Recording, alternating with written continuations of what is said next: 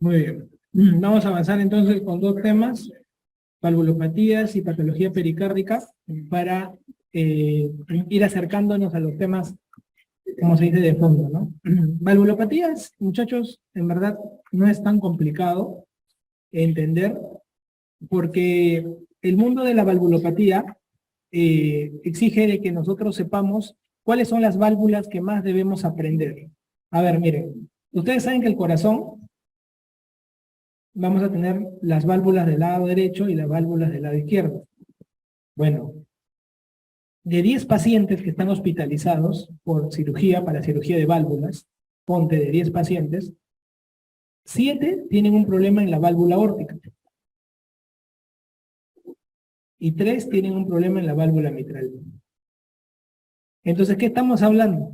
De que lo que va a dominar es el lado izquierdo. De 10 preguntas que vienen, 9 preguntas son de válvulas izquierdas. Y una que viene será de válvula derecha. Y tú, cuando vayas a tu casa hoy día, ¿qué vas a estudiar? Estenosis pulmonar seguro. No, pues, las válvulas derechas no te preguntan así nomás. Hay cosas muy puntuales. Lo que yo necesito que ustedes dominen es el mundo de la válvula izquierda. Aquí está el secreto. ¿Ok? Es lo que más vamos a ver, es lo que más van a encontrar, es lo que más van a sentir, todo. Entonces hay que reconocer. Pero ¿qué pasa? Es un tema bien grande. Cuando tú entras al mundo de valvulopatías, es una vaina bien densa. Tú dices, su madre, tanta teoría. Es bastante. Y la gente se paltea porque cree que el ruido es lo único que importa. Entonces, lo que vamos a aprender ahora, voy a enseñarles acá las generalidades. Luego voy a ir por la valvulopatía más preguntada de la historia, que es la estenosis aórtica. Esta es la que ustedes tienen que... Doctor, no me alcanza para estudiar valvulopatía. Solamente estudia esto ya. Este se llama sobrevivir ya.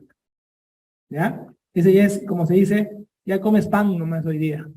Pan solo, pero tu barriga vas a pasar la noche, ¿no? Entonces ya cuando tú quieres ser ya guloso, ya la gula, entonces entramos a insuficiencia aórtica, ¿no? Estenosis mitral. Sí, doctor, no, ¿sabes qué? Tengo espacio todavía para un poquito más de estenosis aórtica, algo más, estenosis mitral. O sea, ¿quieres decir, doctor, que las estenosis les encantan a los peruanos? Les encantan a los peruanos estenosis. Les encanta estar ajustados. Entonces, ahí pongo. Doctor, valvulopatía derecha es el final. Endocarditis infecciosa te voy a dejar un par de cosas importantes, porque no quiero cruzarme con infecto. Pero quiero dejarte cosas importantes. ¿Ya? Entonces vamos a ver eso. En las generalidades, en el mundo del mundo de la valvulopatía, hay que recordar un poco que las valvulopatías, vamos a verlas nosotros en las preguntas de examen, generalmente en gente adulta, ¿no? Entonces, nosotros vamos a ver que, por ejemplo, cuando las personas son más mayores, por ejemplo, la estenosis aórtica, es una valvulopatía de gente mayor, ¿no? Estamos hablando de mayor de 70 años, por ejemplo, ¿no? La valvulopatía más preguntada de la historia. Entonces, las valvulopatías tienden a asociarse, normalmente la más frecuente es a gente mayor.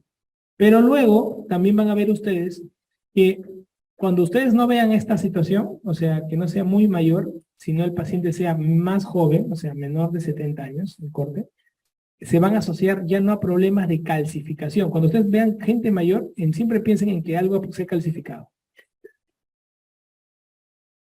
En cambio, cuando tú lo ves más chibolo, más joven, menos de 70 años, tú vas a pensar que es algo que sea, como se dice, congénito. Algo pasó. ¿Ya? Entonces, y esto ocurre, por ejemplo, te pongo de ejemplo, ¿a quién? A la estenosis aórtica, que es quien quiero no la pierdas de vista. ¿Ya? Luego te voy a enseñar por cada válvula etiología, cada una de sus etiologías distintas, que te voy a decir en Perú qué cosa es. Porque si tú sales de Perú, cambia, este tema cambia. Si tú sales de Perú, este tema cambia. Entonces, en Perú es muy regional, muy tropicalizado este temita. ¿Ya? Ahora, los abordajes, las presentaciones clínicas van a variar. Van a variar porque va a depender de qué hace. Mira, es muy sencillo. Tenemos aquí el ventrículo izquierdo, acá tenemos la aurícula izquierda. Entonces, si ustedes ven, y acá tenemos la válvula aórtica, ponte, ¿ya? Las presentaciones clínicas van a depender si es una estenosis o es una insuficiencia. O sea, la presentación clínica depende si es una estenosis o es una insuficiencia. La presentación clínica va a depender si esto es de manera aguda o de manera crónica. Se va a ver bastante mezcla, hay varias mezclas. Imagínate una estenosis crónica, una estenosis aguda, una insuficiencia aguda, una insuficiencia... Hay muchas mezclas. De la clínica va a depender si es estenosis insuficiencia o si es aguda o si es crónica. Entonces, como yo te voy a enseñar por cada válvula, para que diferencies cómo es etiologías en estenosis y en insuficiencias, no va a haber problema, te lo voy a enseñar. Pero quiero que domines esto que se va a presentar en todas las válvulas, el concepto de agudeza y cronicidad. Cuando una válvula se descompensa de manera aguda, por ejemplo, los pacientes tienden a hacer un cuadro de falla cardíaca inmediata. Por ejemplo, voy a hacerte dos ejemplos prácticos. Válvula aórtica y válvula mitral. Te voy a poner dos ejemplos prácticos, de manera aguda. ¿Qué pasa si yo tengo un problema en la aorta? No en la válvula, sino en la aorta. Se dilató la aorta. Por ejemplo, síndrome de Marfan. Los síndromes de Marfan dilatan la aorta. No hay ningún Marfan que pase los 40 años sin que se haya sido operado de algo en la aorta. Todos los Marfan mueren antes de los 40 años, por si acaso. Pero si tú los operas, ya pasan los 40 años. Son pacientes que dilatan las aortas como locos y hacen aneurismas como locos. De toda la aorta descendente, ascendente, todo, callado, todo, chapan todo. Entonces, ¿qué pasaría si el Marfan se dilata y se diseca? Porque eso es lo que hace. El Marfan hace un aneurisma y luego el aneurisma se diseca. Entonces puede hacer una insuficiencia aórtica aguda. Entonces se comportaría como un cuadro agudo. ¿Te das cuenta? Entonces el Marfan puede hacer eso. ¿Por qué? Porque dilató la aorta. Ahora no vamos a tocar la aorta. Vamos a tocar la válvula nomás. ¿Qué pasa si haces una endocarditis infecciosa? La endocarditis infecciosa solamente afecta a la válvula, pero ha sido agudo. Y afectó, pues.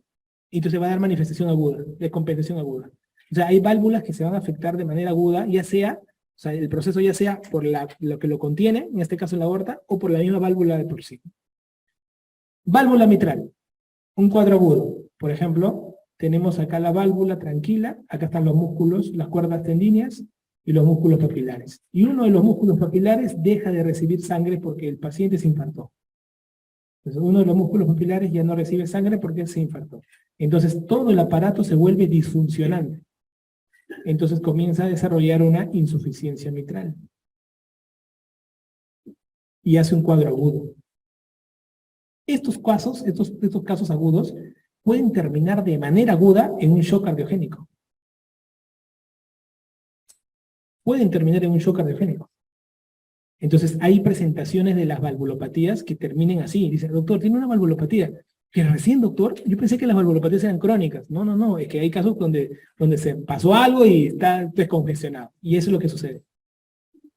¿No? Imagínate, ¿no? El caso clínico de un paciente que tiene un infarto, o sea, dolor torácico, todo, y después se escucha un soplo. Tú al toque dices, no, este pata ha hecho una disfunción de músculo papilar. Por eso que está haciendo la insuficiencia mitral secundaria al infarto. ¿No? Tú vas asociando ya. Hay cuadros, estos son los agudos, ¿no? Y hay casos de valvulopatías de presentación crónica. Porque aparentemente la válvula, pues se fue dañando poco a poco y luego va, como se dice, debutando. Esto vamos a verlo en las estenosis aórticas, por ejemplo, que es famoso, o en las estenosis mitral, por ejemplo, ¿no? Quiero que ahora te percates de un detalle que acabo de decir. Piensa. ¿Cómo son las formas de debut de las valvulopatías agudas? ¿Son insuficiencias o son estenosis? Insuficiencias. ¿Y cómo son las formas más frecuentes de debut crónicos? Estenosis. ¿Te das cuenta? Ah, mira, qué interesante, doctor. Cuando yo me ponga nervioso en el examen y me bloquee y vea que es una insuficiencia y es un cuadro agudo, lo voy a asociar más. Claro, eso es una forma de ver las valvulopatías con otros ojos ya. Entonces van a ver ustedes que los cuadros crónicos generalmente se asocian más a estenosis que insuficiencias, y los cuadros agudos se asocian más a insuficiencias que estenosis, ¿no? Que es importante que ustedes lo recuerden. Estoy hablando de generalidades, ¿no? Estamos en generalidades. El gol estándar, chicos, para ver una valvulopatía, ¿cuál es?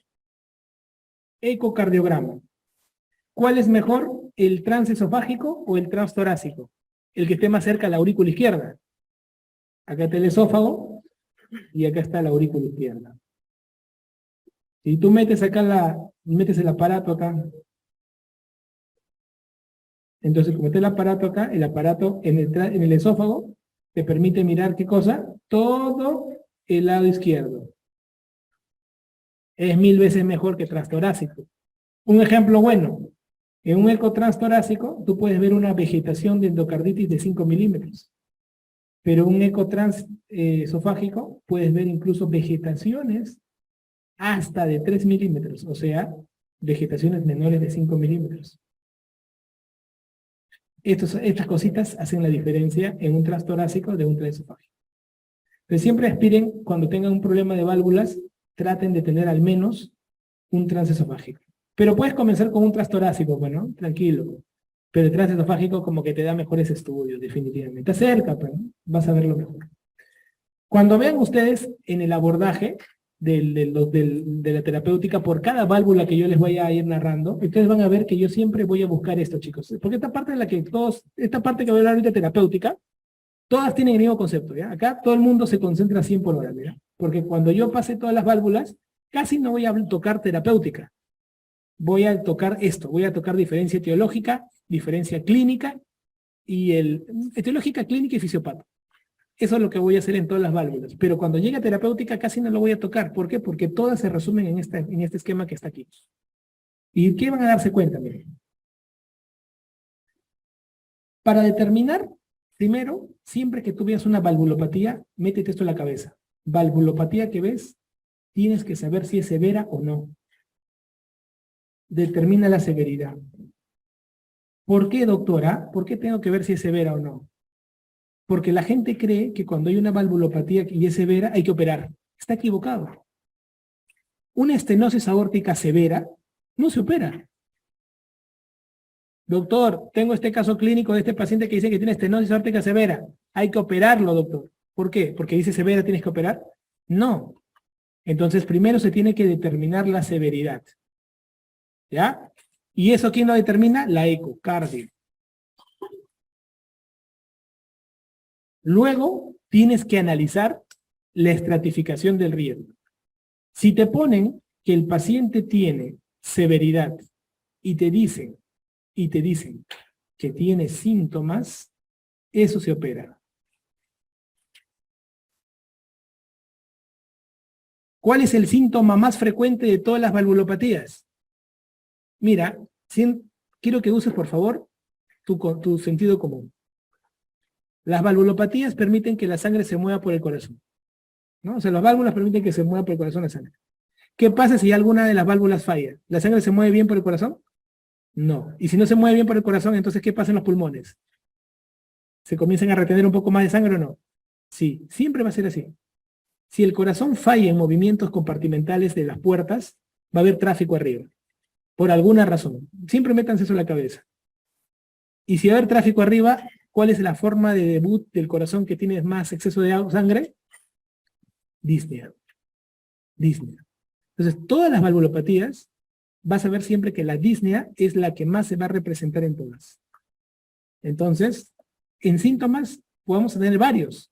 Yo te voy a poner por cada válvula, pero de todas, cuando nunca te acuerdas, dices, chame, ¿qué podrá tener? Y el paciente dice, ¿sabes qué, hijita? Camino 2 cuadras y me canso, me falta el aire un poco. Así comienza, se llama equivalente. Comienza a cansarse con el esfuerzo. Se llama disnea de esfuerzo.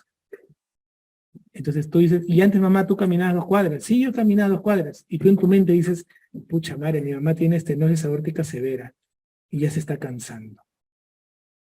Y hay síntomas. Entonces, estos terminan en cirugía. Doctor, pero mi mamá es moderada, doctor, no es severa. Gracias a Dios no es severa. Si no es severa, no se opera, ¿verdad, doctor? Si no es severo, puede haber casos de cirugía. ¿Pero por qué, doctor, si no es severo? Porque puede ser un moderado. Un moderado que necesite cirugía. ¿Y eso cómo se puede saber? Si tú tienes pacientes, escúchame bien estos 2 detalles que te voy a decir, que no sean severos. Mira, no son severos, pero pueden terminar en cirugía. o pacientes que son severos, asintomáticos, que también pueden terminar en cirugía. Estos dos grupos siempre son los famosos recomendación 1B. O sea, esto de acá es la recomendación 1A. Esta es la que preguntan en el examen, por eso que nadie tiene duda. Pero otros que se pueden operar son estos dos de aquí. Los no severos, tipo moderados, que van a cirugía, o los severos asintomáticos. Pero ¿qué cosa tienen que tener estas dos cosas? Alteraciones de la fracción de eyección, 1, o que tenga dilataciones ventriculares. Generalmente, mayor de 70 milímetros en diástole, medida en diástole. Y es un nivel más avanzado de respuesta ya. Dicen, paciente que no es severo, moderado, pero que tiene fracción baja. Se opera. Salud. Paciente que es severo, que no tiene síntomas, pero tiene una dilatación ventricular. Se opera. ¿Me entienden? Entonces, esto de acá es para las preguntas de examen. Cuando se hagan su flashcard, el que está subrayado, ese va para el examen. Pero los otros dos de acá van para la vida. Para que también sepan que hay casos que se operan que no son severos, que tengan criterios ecográficos, o casos severos, sin síntomas, también con criterios ecográficos. Por eso que el ECO es fundamental. Y estos dos son los más frecuentes que vamos a usar en la ecografía. La fracción caída y la dilatación ventricular en diástole. Todo paciente que se opera de válvula, todos los pacientes que se operan de válvula deberían tener una indicación de cateterismo cardíaco, sobre todo si tienen mayores de 40 años. Por ejemplo, ¿y por qué? ¿Por qué, doctor? Porque de repente el pata tiene 39 años. Se supone que 39 está joven, pero el pata es más fumón que la patada. Ese fuma de los 15 años, sus 5 o 6 cajetillas. Recontra fumarola. Y tiene 39 años. Y tú le operas la válvula, le operas la válvula aórtica, todo bacán, porque de repente tenía fiebre reumática, entonces le cierras la válvula todo, le cierras el pecho, y a los 5 meses le duele, tiene Disney, o le han operado mal la válvula. Le hacen la ecocardio, todo está bien operado. Y se dan cuenta que tiene lesiones coronarias. A ver, vuelvo a abrir toda la vaina. Pucha, doctor, y encima todavía, doctor, ni tributario para angioplastía, este es para bypass. Hemos abierto ya, ¿por qué no avisan? Pues de frente lo hacemos. Entonces lo normal es que todo paciente mayor de 40 años, o algunos menores de 40 con factores cardiovasculares fuertes, tengan que tener cateterismo antes de la válvula, de cirugía de válvula. ¿Para qué? Para que en la misma cirugía de válvula, si hay que hacer bypass algo, se aprovecha ahí, con el corazón ahí que está mirándolo. ¿Sí? Y luego se recambia también la válvula. ¿Ya? Van a ver ustedes que se da tratamiento médico de fondo, de acuerdo a la enfermedad que tengan, ¿no? Y el tratamiento percutáneo, que puede darse. Y el tratamiento con cirugía abierta. ¿Cómo es eso, doctor? Mira, te voy a decir lo siguiente. Nosotros en el Perú hacemos cirugía abierta a las válvulas. A todas.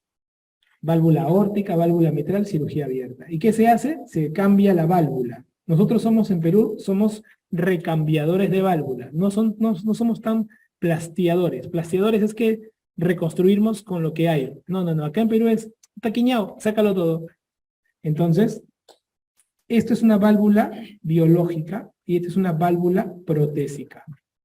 De tipo metálica o de tipo mecánica. Cuando le pones válvula biológica, válvula mecánica. Esta válvula biológica está hecha de pericardio bovino. Se cose a mano y se forma esta válvula. ¿Cuál es la diferencia entre esta válvula y esta válvula? Que esta válvula biológica no necesita anticoagulación. O sea, tú le pones la válvula al pata y no le tienes que anticoagular. En cambio, la válvula mecánica sí necesita anticoagulación. Y no le vas a poner nacos, ¿ah? Acá no se pone nacos. Acá se pone warfarina. Cuidado con esos que dicen, no, doctor, yo mejor le pongo su rivaroxaban porque no le gusta que lo pinchen. Esa vaina es para los pacientes que tienen cualquier cosa menos válvula. trombosis, fibrilación, lo que tú quieras, pero no es válvula. Esta no, cuando tengan válvula mecánica, métele su warfa.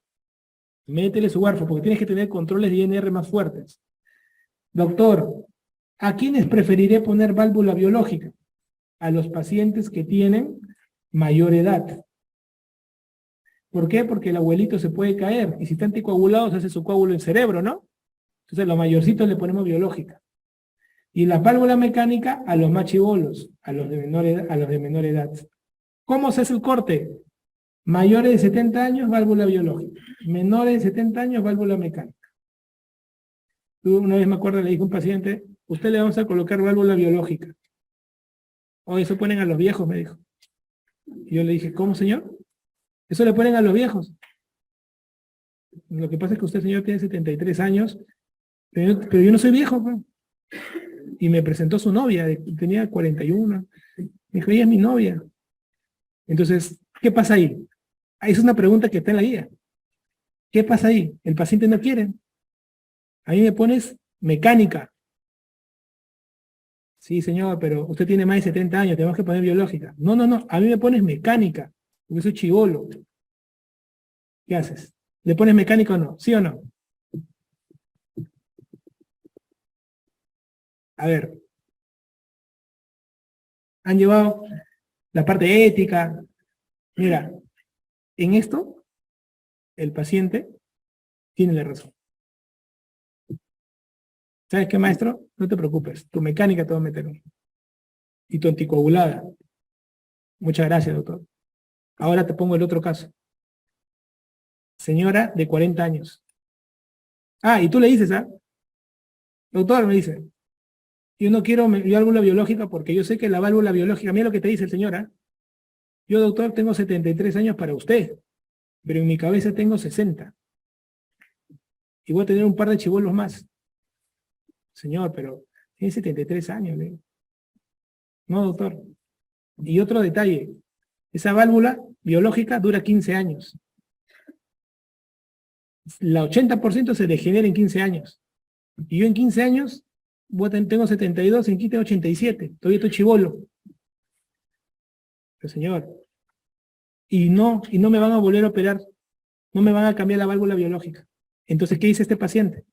Él no quiere operarse de nuevo, que es el problema de la válvula biológica. Se degenera y tienes que cambiarla.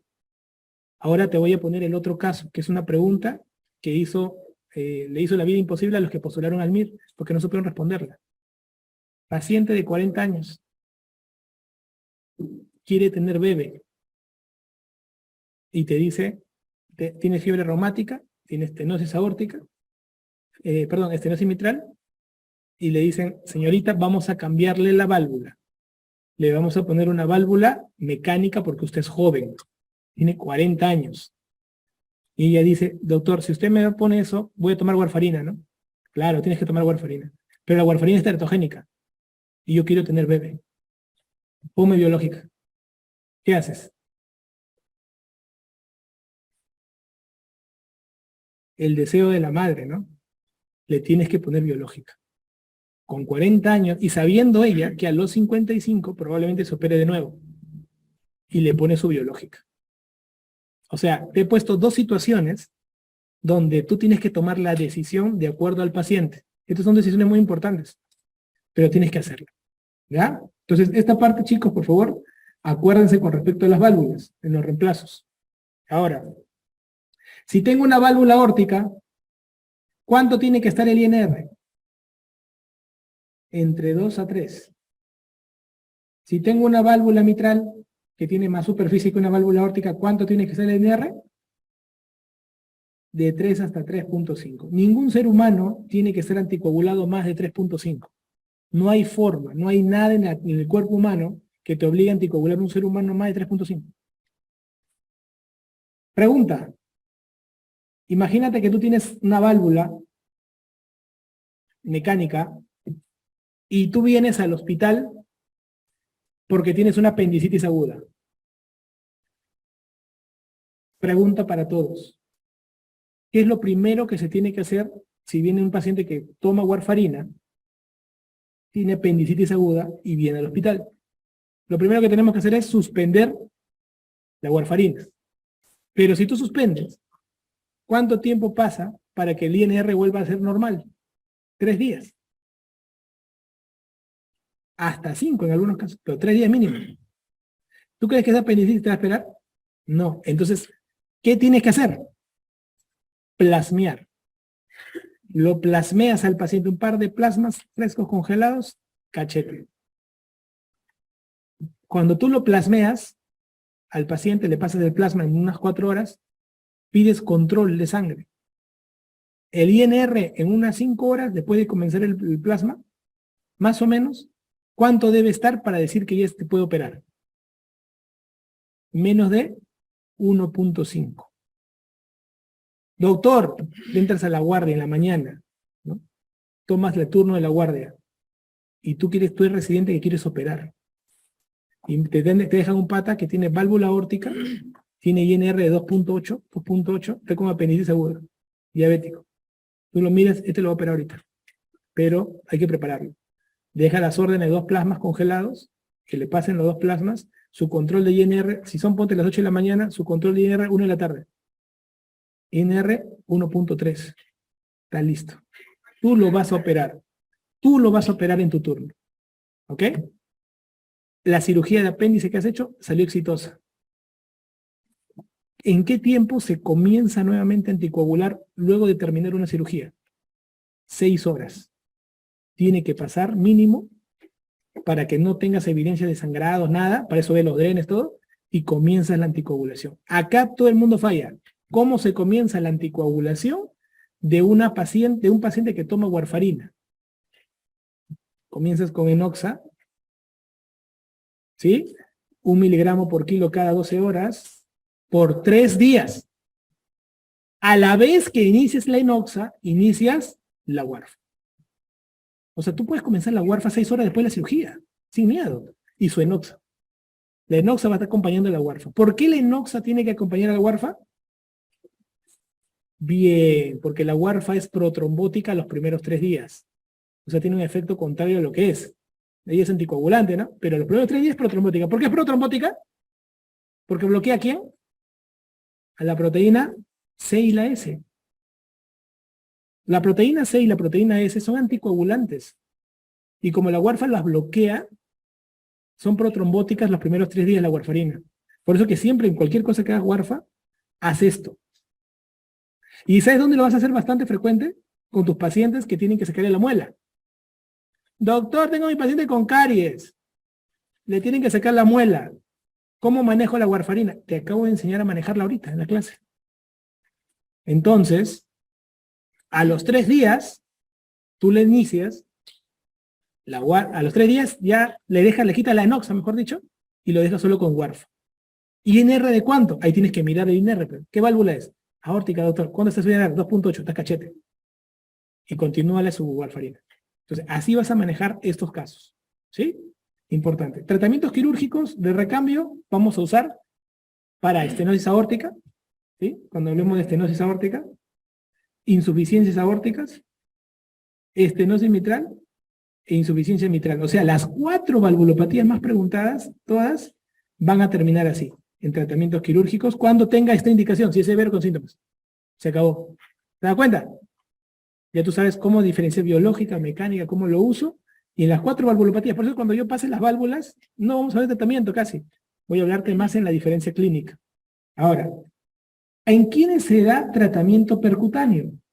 Allá. Tenemos en la estenosis aórtica severa, se podría utilizar una válvula que reemplace, pero todo se hace de manera endovascular. Se llama TAVI, el famoso TAVI. ¿Ok? Esa es una colocación, reemplazo de válvula aórtica transcatéter. ¿En quiénes hacen eso, doctor? En pacientes que tienen un Euroscore más de 20. O sea, cuando tú operas a un paciente de corazón, tú pasas al paciente en una máquina, o sea, en un filtro, y donde dices, ¿qué riesgo de mortalidad tiene este paciente con la cirugía cardíaca? Señor, usted tiene un riesgo más de 20 con la cirugía cardíaca. Usted tiene un riesgo menos de 20 con la cirugía cardíaca. Cuando es más riesgo con la cirugía cardíaca, no tolera una cirugía abierta, es TAVI. Entonces, TAVI se usa para pacientes que tienen alta morbimortalidad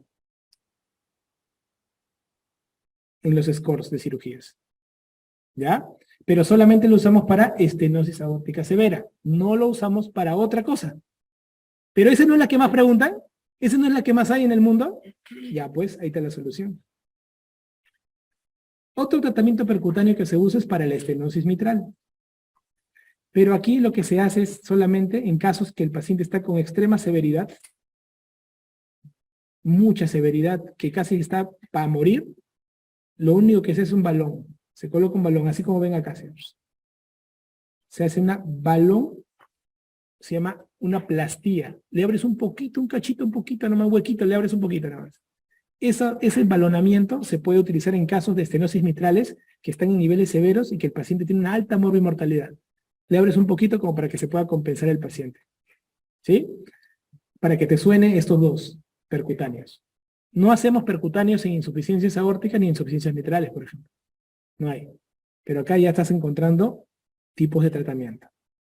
Y el tratamiento médico, básicamente el control de la presión arterial, ¿no? Lo que hacemos acá es controlamos todo, presión arterial, controlamos la insuficiencia cardíaca, controlamos la enfermedad coronaria obstructiva crónica, o sea, controlamos todas las enfermedades que hemos visto en las clases anteriores, ya nos dedicamos a controlar. Eso es el tratamiento médico. ¿Por qué? Porque la válvula de por sí no hay una pastilla para que mejore una válvula. La válvula es algo mecánico. ¿Se mejora con cirugía o evitas que progrese el daño? ¿Me dejo entender? Si yo tengo una vaina que no cierra bien, pero el pata es hipertenso, mientras sigue hipertenso esto no va a cerrar bien, ¿verdad?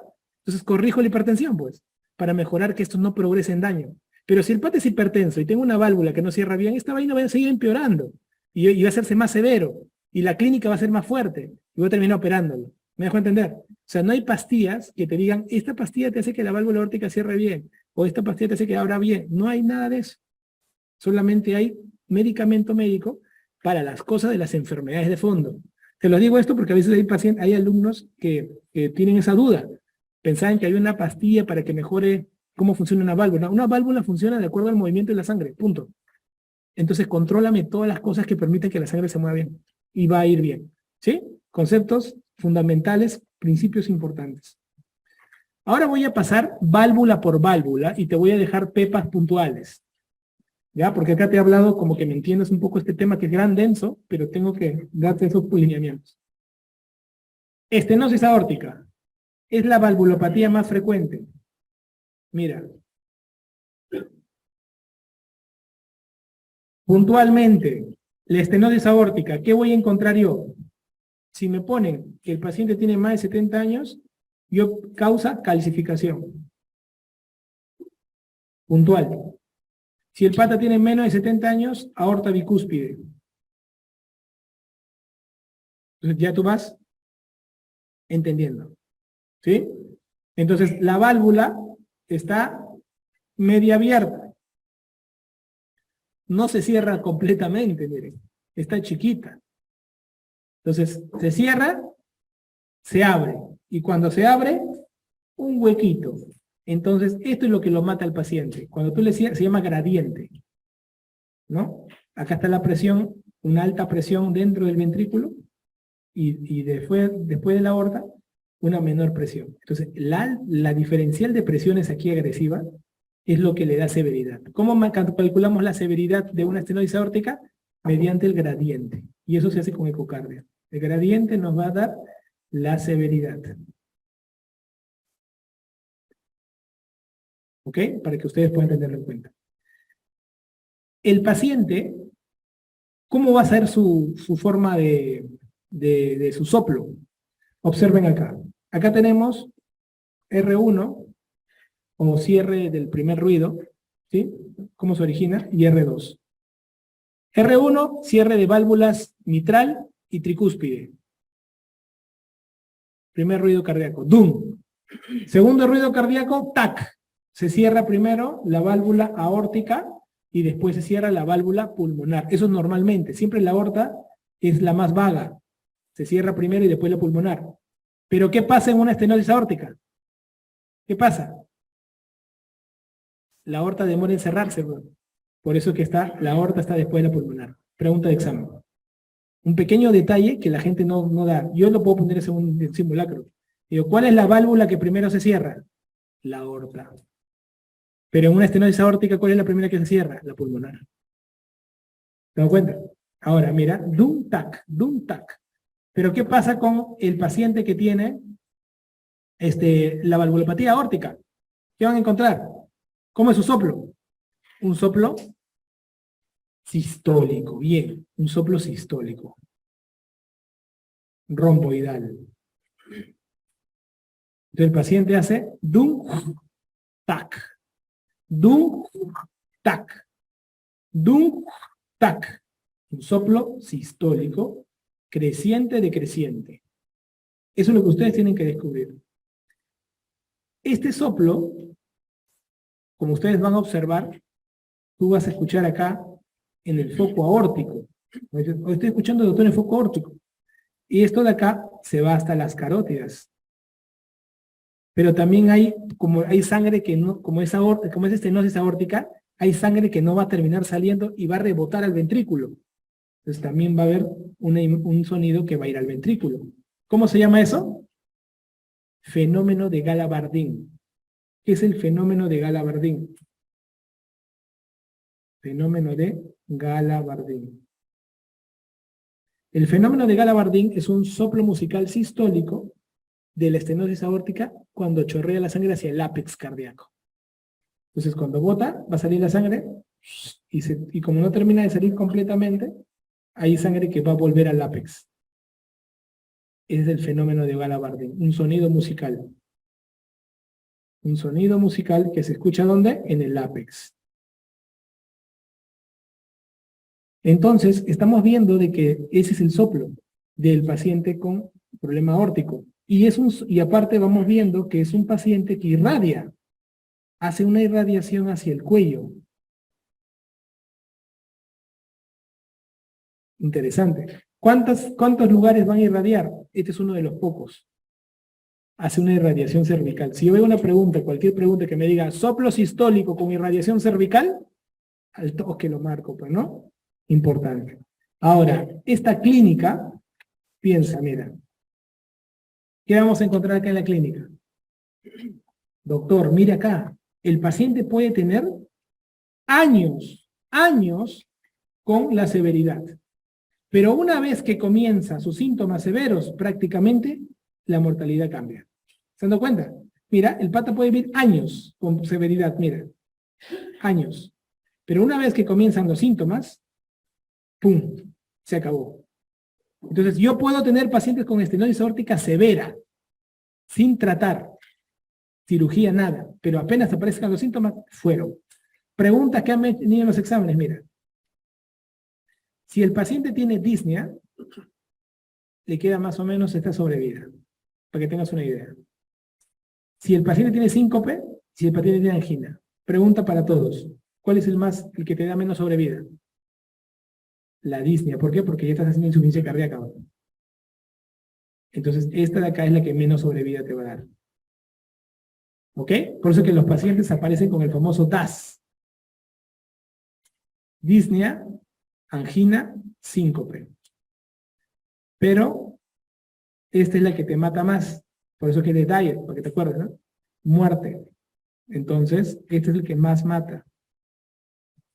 Por eso que cuando tú ves un paciente con estenosis aórtica severa que se cansa, pucha, opéralo primero. Y te puedo poner eso yo en la pregunta. Tengo un paciente con estenosis aórtica severa que tiene síncope y un paciente con estenosis aórtica severa que tiene disnea. ¿Quién operas primero? Sería una buena pregunta, ¿no? Y esa pregunta le dices un R1. ¿Qué, doctor? Hay diferencia, pero tiene síntomas. Usted me ha dicho que severidad con síntomas se opera. Sí, pero tiene solamente un turno para operar hoy día. ¿A quién de los dos operas? Al que tiene disnea. ¿Se han dado cuenta? Porque va a vivir menos, porque es un paciente que se va a complicar más. Entonces tienes que operarlo primero. ¿Ok? Entonces, ¿cómo es el paciente robot? ¿Cómo vamos a reconocerlo? Paciente mayor de 70 años que tiene un soplo sistólico con irradiación a la carótida, ¿sí? Y que se le puede asociar el DAS. Ahí está tu paciente robot. Mayor de 70 años con soplo sistólico, con irradiación carotidia, más Dine, angina, zinc. Ya, doctor, está facilito. Regalado. Robotazo. Tratamiento. Acá yo no tengo que hablar de tratamiento, ¿te das cuenta? ¿Por qué? Porque yo que te he dicho, si es severo y tiene síntomas, reemplazo de válvula aórtica. Si tiene baja morbimortalidad, va a TAVI. Perdón, a cirugía abierta, baja mortalidad, cirugía abierta. Y si tiene alta morbimortalidad, va a TAVI, que es endovascular, porque no te aguanta la cirugía abierta. Punto. Ahora yo no te voy a preguntar qué válvula voy a usar, si mecánica, biológica, porque tú ya lo sabes. ¿Te das cuenta? En generalidades nos sirve para poder responder estos casos. ¿Ya? Muy importante. Una pepa acá te voy a soltar una pepita. La aorta bicúspide. La aorta bicúspide se asocia bastante también a la coartación de aorta. La aorta bicúspide se asocia a la coartación de aorta. ¿Ya? Para que también lo puedas tener en cuenta. Y también se asocia a un síndrome. ¿A quién? ¿Por allá? Turner. Síndrome de Turner.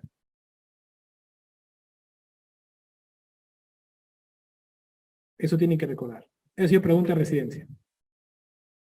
¿Ya? Son dos asociaciones a la aorta bicúspide. Entonces, estos señores, esta lámina, se la tienen que recontraprender porque acá van a venir la mayor cantidad de preguntas. ¿Ya? Por eso que es importante que la dominen.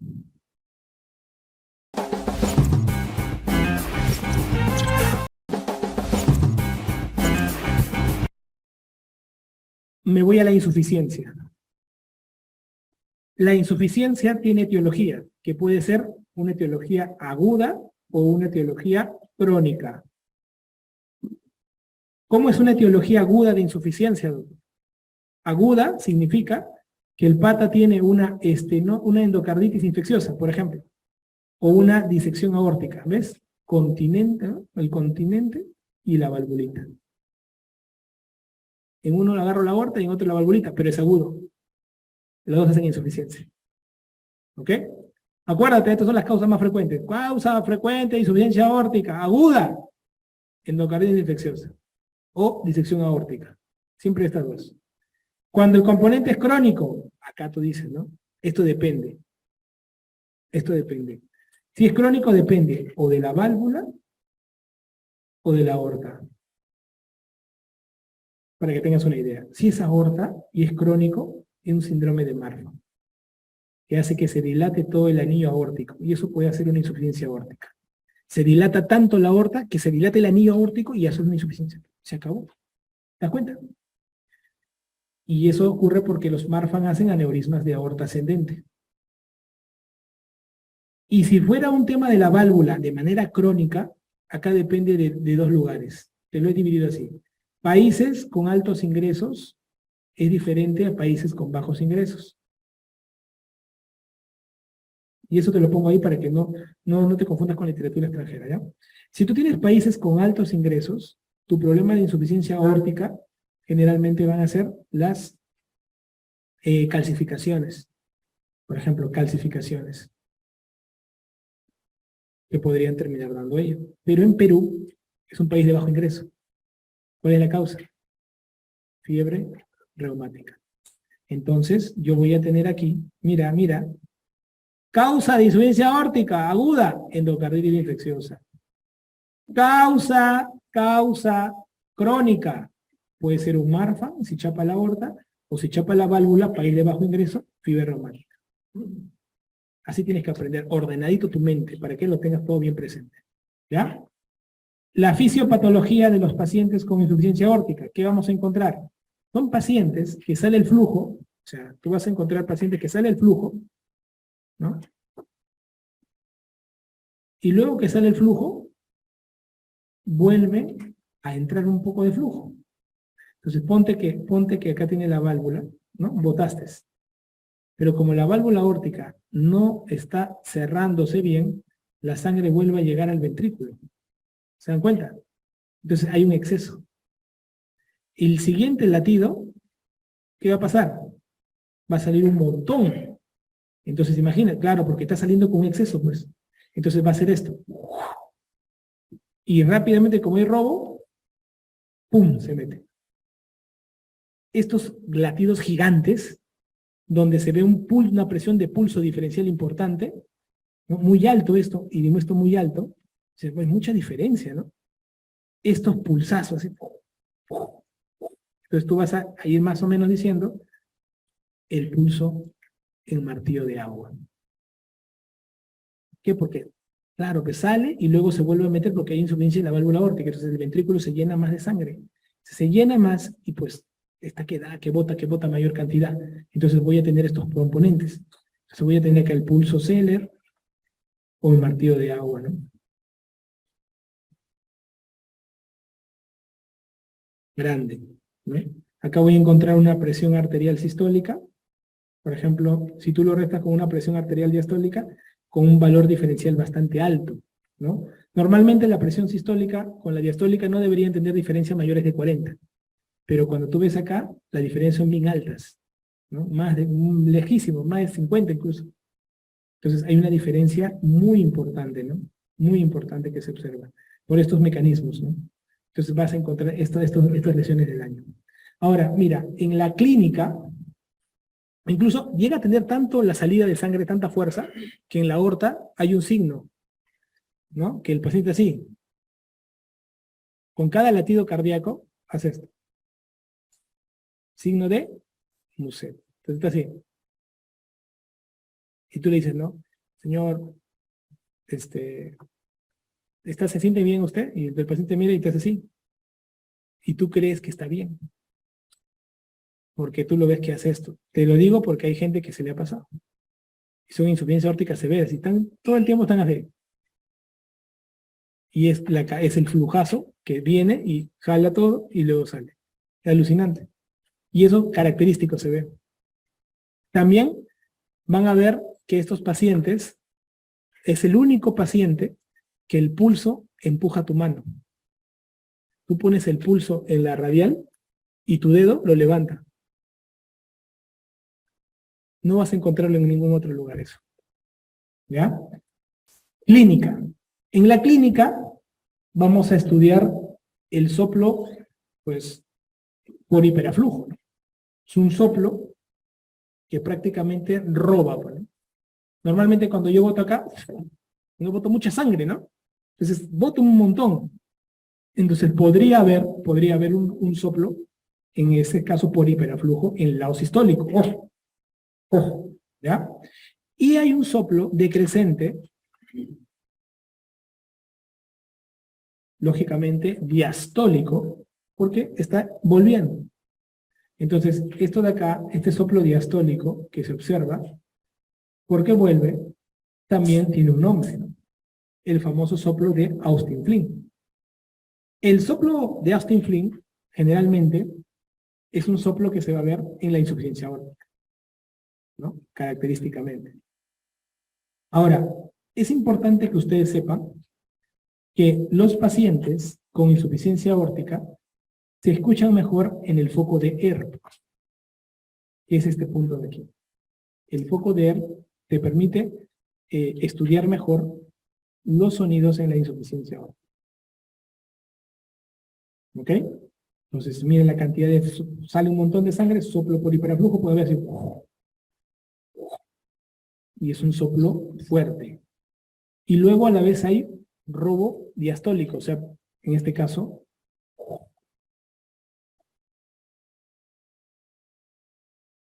así suena. Botas primero y luego jalas. Entonces, como que no hay un espacio como la estenosis sistólica, la estenosis aórtica severa, que hacías, ahí es más rápido. En cambio acá no, acá parece que fuera sistodiastólico, te puede confundir en la insuficiencia aórtica. ¿Ok? Y este es el soplo que preguntan, ¿no? El soplo de Austin Flint, ¿dónde se encuentra? En la insuficiencia aórtica. ¿Ya? Soplo de Austin Flint. Característico. Ahora, ¿por qué se da el soplo de Austin Flint? Porque esto de acá, ¿qué interpreta? es el cierre, es un soplo funcional. Es como que hubiera una estenosis mitral funcional. ¿Cómo es eso, doctor? Mira, normalmente la válvula aórtica está acá, la válvula aórtica está acá. Entonces, ¿qué ocurre? La válvula mitral quiere abrirse. ¿No es cierto? Quiere abrirse. ¿Por qué? Porque supone que está cerrada la diastólica, ¿no? La aórtica. Pero como acá está entrando la sangre, al entrar la sangre, la válvula, el velo anterior de la válvula mitral, no se puede terminar de abrir porque está que entra sangre. Entonces, cuando baja el flujo, cuando baja la sangre de arriba, da ese sonido característico. Como si hubiera una estenosis mitral funcional. ¿Se han dado cuenta? Y esto se da, ¿por qué? Por la misma sangre de la que está bajando de la aorta, que no deja que se abra bien el velo anterior, o mejor dicho, la válvula anterior mitral. No deja que se abra. Entonces se comporta como una estenosis mitral funcional. Pregunta que examen, ¿eh? Han preguntado soplo de Austin Flint. Epónimos que han preguntado soplo de Austin Flint. ¿Ya? A tenerlo en consideración, muchachos, pregunta clásica. ¿Cómo trato una insuficiencia aórtica? ¿Cómo trato? Como te enseñé en las válvulas. Si es severa, con síntomas, se recambia. Entonces el tratamiento será recambio de válvula aórtica. Si es severa, con síntomas, se recambia. ¿Ya? Importante. Estenosis mitral. La estenosis mitral es la segunda valvulopatía más preguntada en la historia.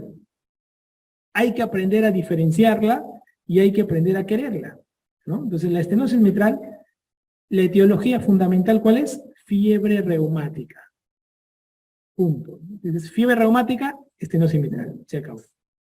La fisiopato, ¿de qué va a depender? Va a depender de cómo se está organizando la estenosis mitral. El paciente con fiebre reumática ha pasado muchos años. Es un paciente que ha pasado 20, 30 años. O sea, han pasado años, más de 20 años. ¿No? Y en esos más de 20 años, lo que va a ocurrir en esta válvula es de que esta válvula se cierra a tal punto que la sangre se acostumbra a quedarse en la aurícula izquierda y se acostumbra a sobrecargarse las venas pulmonares y el pulmón tiende a quedarse con mayor cantidad de sangre. Porque está congestionado, ¿sí? Entonces, acá nace la clínica, muchachos. Por ejemplo, miren. Ustedes tienen un paciente que tiene la aurícula izquierda que está crecida. Cuando la aurícula izquierda está grande, ¿qué ocurre? No se contrae bien. Puede entrar en fibrilación auricular. Cuando tú tienes aurículas izquierdas que crecen, se puede crear la fibrilación auricular. Y como se crea la fibrilación auricular, se forman coagulitos, y estos coagulitos pueden ir, entonces puede terminar haciendo embolia. Embolia. Entonces, dato muy importante, por favor, para que ustedes puedan definirlo, ¿no? Puede terminar siendo un cuadro de embolia, ¿no? Un cuadro de embolia. Ahora, este paciente tiene las venas dilatadas del pulmón. Esto puede terminar haciendo que se rompan, haciendo también hemoptisis.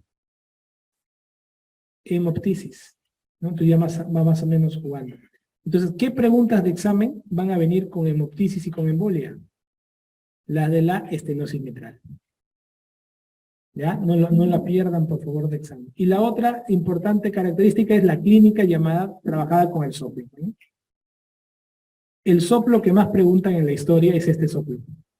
Es el soplo más preguntado en la historia.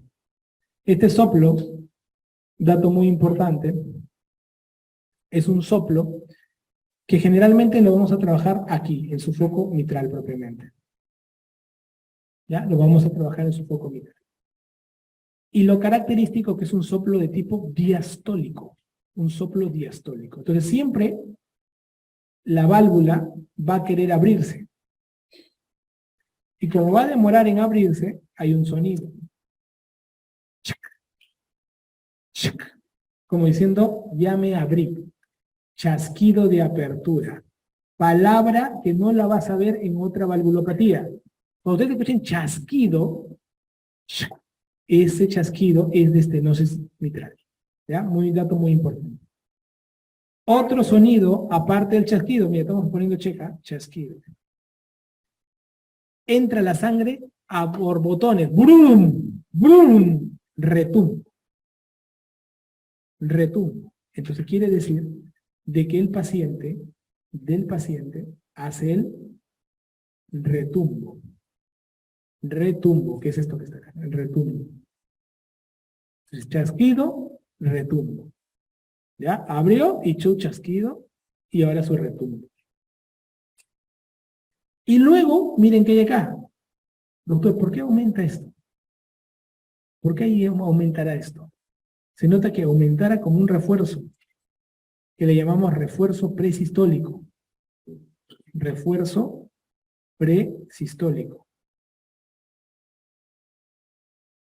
Chasquido, retumbo y refuerzo presistólico. Pregunta de examen.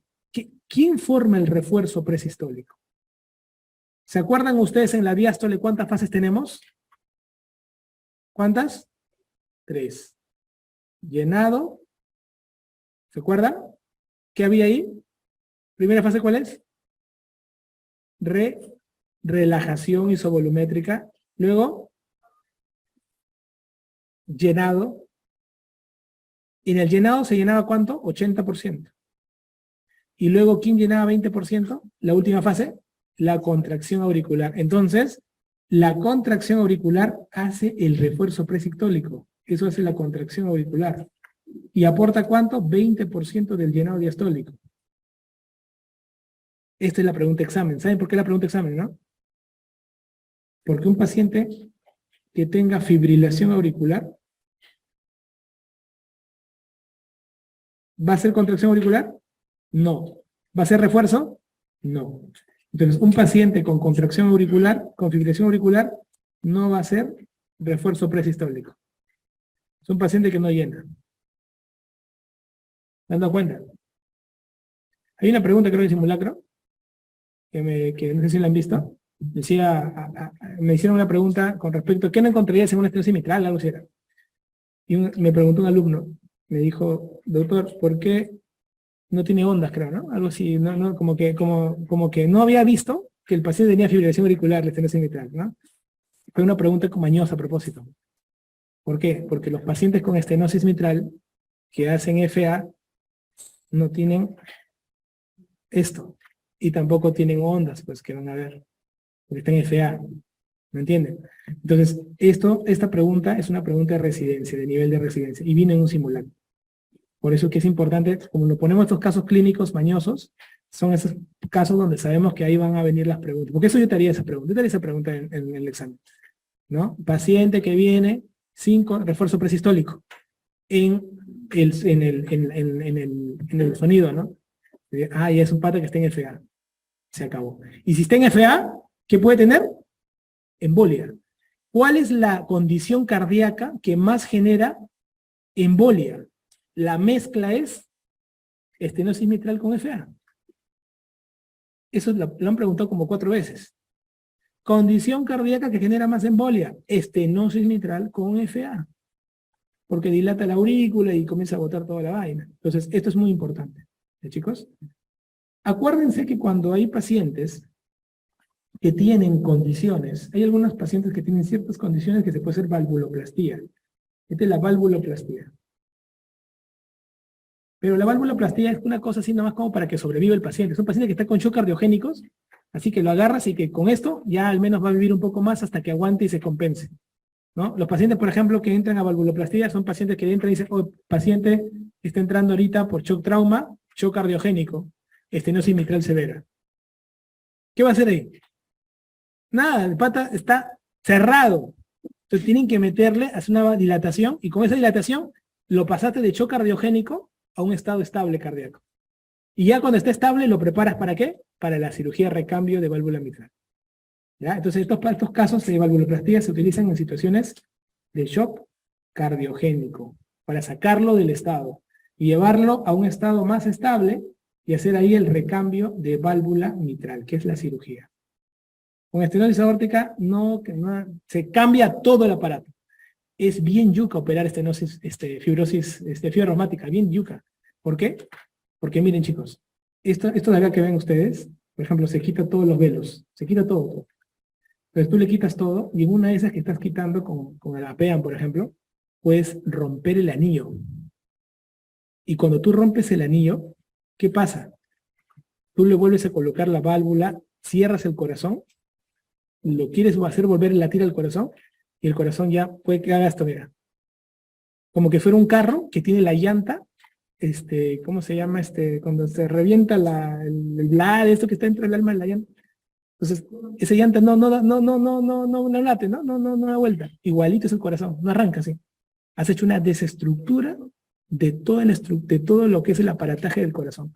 Por eso que operar una estenosis mitral es lo más difícil de las valvulopatías. Porque puedes romper el anillo y ya se estructura el corazón y ese corazón ya no y muere en bomba. El paciente muere, no sale de bomba. O sea, terminan apagando al paciente, apagan ahí, porque no volvió a funcionar. Y es lo más triste que puedes ver. Porque has hecho toda la cirugía y el paciente no arranca ya. Porque ya en una de esas sacadas, sacaste un calcio. Imagínate que sea una persona de 30 años. Es horrible. ¿Qué le quedaría? Trasplantarlo. ¿Y dónde tienes un corazón a esa hora? Jodido. Entonces hay que recordar ese daño. Por eso cuando hablemos de fibra reumática, yo les voy a enseñar los criterios, cuáles son criterios que hay que seguir, cuáles son criterios que a tiempo hay que tratar, porque hay cosas que se pasan por alto. Y hay casos que tienes tienes que seguirlo bien, ¿no? Insuficiencia mitral. ¿Qué vamos a saber de insuficiencia mitral? ¿Qué tenemos que llevarnos? Mira, la insuficiencia mitral, tú tienes que mirar si es de una causa primaria o si es una causa secundaria. ¿Ya? Mira, si la insuficiencia es una causa primaria, ¿qué significa causa primaria? Significa que la insuficiencia se da porque la válvula se ha fallado. O sea, la misma válvula está fallando. O sea, algo orgánico está fallando. ¿Ya? Porque es algo orgánico. O sea, la válvula está fallando. Doctor, ¿y qué podría estar fallando en la válvula? Por ejemplo, una endocarditis infecciosa. O la misma fibra reumática. Está fallando en la válvula. Algo orgánico. Chumas. Entonces, eso sería una causa primaria. Porque hacemos una valoración de la válvula, o sea, algo orgánico. Que tú estás viendo. ¿Qué es una causa etiológica secundaria? Significa que el miocardio es el que está alterado. ¿Y cómo el miocardio puede estar influyendo en la válvula? ¿Cómo? ¿De qué trataría? Por ejemplo, si el paciente tiene un cuadro agudo o si el paciente tiene un cuadro crónico. Si es un cuadro agudo, por ejemplo, puede ser una disfunción de un músculo papilar. ¿Y el miocardio estaría influyendo o no? Sí. Y si es un cuadro crónico, un paciente que tenga una cardiopatía isquémica dilatada, o sea, que haya hecho una dilatación de todo el ventrículo, una dilatación ventricular, que generalmente la causa más frecuente de dilatación ventricular es por isquemia. ¿Ok? O sea que la isquemia, miren chicos lo que acabo de decir ahorita, la isquemia miocárdica es la causa. Puede ser una isquemia aguda, como un infarto que hace un problema de disfunción de músculo papilar, o la isquemia crónica, el pata que tiene cuadro anginoso, coronario, y que va haciendo insuficiencia cardíaca y va dilatando. Son dos manifestaciones, pero ya saben ustedes que es la isquemia lo que va a dar. Entonces pregunta de examen. Pues. Si la isquemia es la patología que más nos preguntan en el examen, te van a asociar qué valvulopatía se asocia a isquemia. ¿Se dan cuenta, no? Si isquemia es lo que más preguntan, ¿qué valvulopatía es la isquemia? Insuficiencia mitral. Y tú ni loco vas a perder esa oportunidad. Ah, doctor. Y estas serían causas secundarias, ¿no? Porque acá influiría el miocardio para terminar haciendo la insuficiencia mitral. Claro, en cambio, causas primarias son estas. Pues. La endocarditis infecciosa, sobre todo, ¿no? ¿Ok? Endocarditis infecciosa. Pregunta, ¿válvula que más afecta? El mitral. Entonces, acuérdate de eso. Ahora, en su fisiopatología, ¿qué vamos a ver? Como la válvula no se cierra bien, mira. Entonces, la sangre se va y va a regurgitar. Sí, ¿no, doctor? Claro, y por eso que la irradiación del soplo es en la región axilar. Hay dos zonas que tú tienes que acordarte de la irradiación. Irradiación al cuello es estenosis aórtica, irradiación axilar es insuficiencia mitral. Son las dos que han preguntado en la historia y son las dos únicas que uno busca en la práctica. Así que es suficiente. ¿Ya? Como para que no se vayan a equivocar, chicos. El paciente clínicamente, su sopla, ¿cómo va a ser su soplo de la insuficiencia mitral? Igualmente, o sea, doctor, tengo un soplo de insuficiencia mitral. Es un soplo holo sistólico. Holo. Se chapa todo. Chapa todo. ¿Sí? Entonces un soplo holo sistólico. Va a chapar todo. Ahora, acá yo voy a hacer una diferencia, voy a aprovechar el espacio y voy a jalarlo para acá. ¿Ya? Para que ustedes lo puedan ver. Porque este es un soplo holosistólico. Y es diferente al prolapso de la válvula mitral. El prolapso de la válvula mitral es mesosistólico. Mesosistólico. ¿Y esto qué quiere decir? Quiere decir de que tengo que dominar prolapso de válvula mitral. Entonces aprovecho acá a darle un espacio. ¿Cómo se forma el prolapso de la válvula mitral? Generalmente vamos a ver que la válvula, acá vamos a tener todo el proceso posterior, generalmente la válvula posterior mitral, la válvula posterior, comienza a tener toda esta parte de las cuerdas tendíneas, comienzan a estirarse por un depósito anormalmente mayor de dermatán sulfato. ¿Ok? Dermatán sulfato. Entonces, esto se extiende. Entonces, la válvula, como se extiende, se comienza a crecer, porque hay depósito anómalo. Entonces, como que tuviera un bultito, un peso de más. ¿Sí? Comienza a crecer. Entonces, es como que creciera la válvula. ¿Ya? Esto de acá, al crecer este depósito de dermatán sulfato, va a haber de que haya una degeneración. Una degeneración de las cuerdas tendíneas. Esto se llama degeneración mixomatosa. Entonces, esta degeneración mixomatosa de las cuerdas tendíneas, más el depósito anormal del dermatán sulfato, hace de que las cuerdas tendíneas no puedan sostener el peso, ¿no? Y se le cae. Entonces, va a haber un prolapso que se va a presentar. ¿Cuál es la causa más frecuente de por qué ocurre esto? Idiopático, es lo más frecuente, no se sabe. Hay pacientes que tienen cierta predisposición a prolapso de válvula mitral, sí, por ejemplo los Marfan. Los pacientes con enfermedad de Graves tienen mayor predisposición. Cuando te pregunten a ti cuál es la descripción anatomopatológica del prolapso de válvula mitral, degeneración mixomatosa, tú vas a marcar. Degeneración mixomatosa. Hay una degeneración mixomatosa donde hay un adelgazamiento de todos los que son las cuerdas tendíneas. Justamente ese adelgazamiento se va a presentar en las cuerdas tendíneas. ¿Por qué? Porque hay una acumulación mucoide que está habiendo en esta parte de la válvula, que es el dermatán sulfato. ¿Sí? Ahora, estos pacientes son asintomáticos. Esta es la parte etiológica, para que tengas en cuenta en tu mente. Siempre me gusta dártelo en orden. Y en la clínica son asintomáticos.